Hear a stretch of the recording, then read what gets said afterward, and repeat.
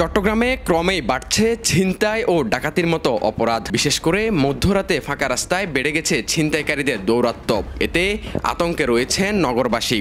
শুধু রাতেই নয়, দিনের আলোয়ও প্রকাশ্যে চলছে হরদম চাঁদাবাজি।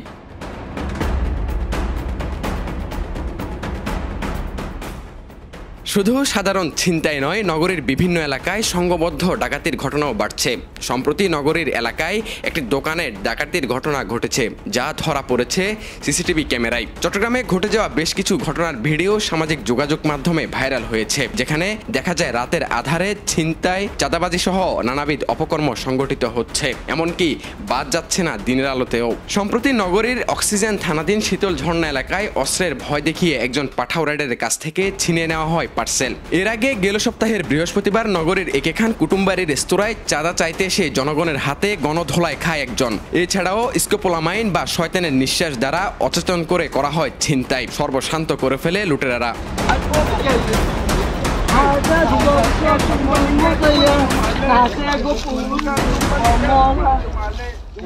এছাড়া সর্ববৃহৎ আলোচনা সৃষ্টি করে গত সপ্তাহের বুধবারের একটি সিসিটিভি ফুটেজ, যেখানে দেখা যায় একজন ব্যক্তি এক দেশীয় অস্ত্র নিয়ে একজনকে আঘাত করে গুরুতর জখম করে। জানা যায় চট্টগ্রাম মহানগরের পাঁচলাইশ থানাধীন আতুরার ডিপু কাপড়ের মার্কেটে একটি দোকানে আকাশ নামে ওই যুবক চাকরি করত। দোকানের মালিকের কাছে চাঁদা না পেয়ে দোকানের কর্মচারীকে কুপিয়ে গুরুতর জখম করা হয়। বর্তমানে ওই যুবক ঢাকা পঙ্গু হাসপাতালে আইসিইউতে চিকিৎসাধীন রয়েছে।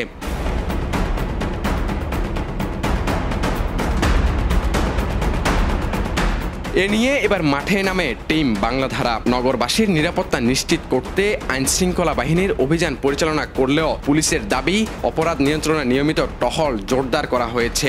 তবুও থামছে না অপরাধ।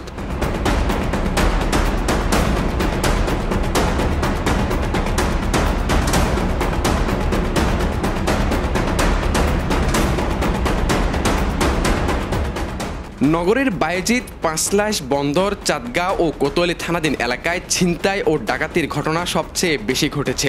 বিশেষজ্ঞরা বলছেন, নিরাপত্তা ব্যবস্থা আরও জোরদার না হলে পরিস্থিতির আরও অবনতি হতে পারে। নগরবাসী নিরাপত্তাহীনতায় ভুগলেও পুলিশের দাবি তারা ব্যবস্থা নিচ্ছে। তবে নাগরিকরা মনে করেন টহল ব্যবস্থা আরও শক্তিশালী হলে অপরাধ কমানো কিছুটা সম্ভব হবে। ছিনতাই ও ডাকাতির মতো অপরাধ ঠেকাতে নগরবাসী ও আইনশৃঙ্খলা বাহিনীর সম্মিলিত উদ্যোগ প্রয়োজন। এ সকল বিষয়ে কি বলছে প্রশাসন, কিভাবে নিয়ন্ত্রণে আসবে সকল অপকর্ম, প্রশ্ন এখন জনমনে।